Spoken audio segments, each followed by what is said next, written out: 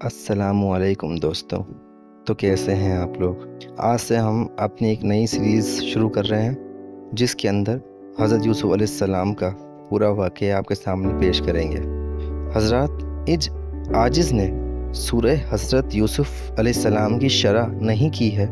بلکہ تمام حالات حضرت یوسف علیہ السلام کا وہ سما باندھا ہے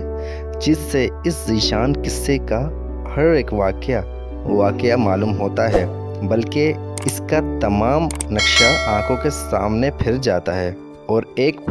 پہلو اس قصے دلکش کا دل میں جا گزیں ہوتا ہے۔ یہ محض اس کا فضل ہے، ورنہ مجھے تو کچھ نہیں آتا۔ بہرحال اس کے لکھنے میں اس ناچیز نے جتنی اور جس قدر بھی محنت کی ہے،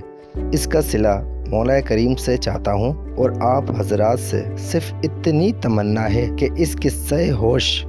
ربا یعنی داستان حضرت یوسف علیہ السلام کو پڑھ کر میرے حق میں ضرور دعا فرمائیں، اور ہر غلطی اور ہر سہو کی مجھے معافی دیتے ہوئے کلمہ اصلاح سے زینت بخشیں۔